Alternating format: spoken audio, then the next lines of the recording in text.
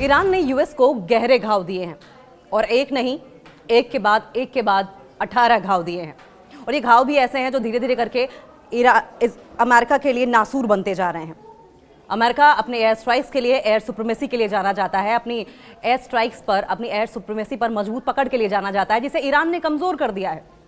दशकों तक air supremacy America की बनी रही, क्योंकि अब तक आज के अटैक को मिलाकर कुल 18 फाइटर जेट मार गिराए हैं ईरान ने, जिसमें आज तड़के सुबह F-18 5th generation fighter plane को मार गिराया ईरान ने, और कुल मिलाकर 18 फाइटर जेट्स मार गिराए गए, जिसमें 10 रीपर ड्रोन भी तबाह हुए हैं।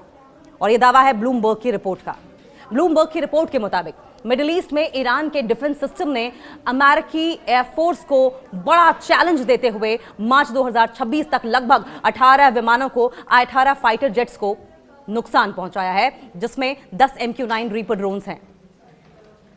और कहा जा रहा है कि महत्वपूर्ण रिफ्यूलिंग विमान भी शामिल हैं, जिससे यह संकेत मिलता है कि ईरान ने अमेरिका की निगरानी, अमेरिका की अलर्टनेस, हवाई ताकत और को प्रभावी ढंग से कमजोर किया है।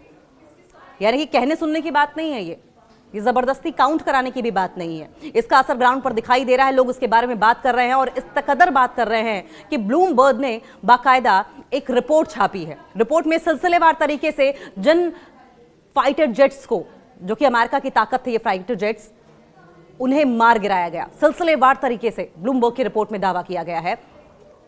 और इस टॉपिक पर और ज्यादा जानकारी के लिए हम पॉइंट्स में आपको बताएंगे कि कब कौन सा फाइटर जेट गिरा, वजह क्या रही, और इस रिपोर्ट में सबसे दुखद पहलू क्या है।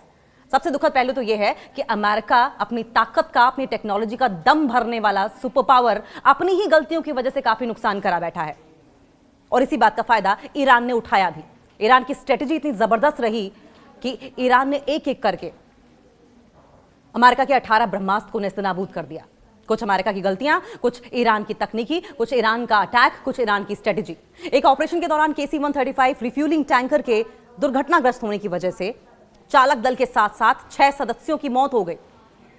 गलती किसकी? अमेरिका की, अमेरिका की टेक्नोलॉजी की, उस टेक्नोलॉजी को हैंडल करने वाले लोगों की। तो अगर इसको ऐसे देखा जाए कि क्या अमेरिका के निगहबान उन्हीं में खामी है, तो गलत नहीं होगा। मिडिल ईस्ट में चल रहा संघर्ष, मिडिल ईस्ट में जिस तरीके से टेंशन है, अब एक भीषण हवाई युद्ध में तब्दील हो गया है।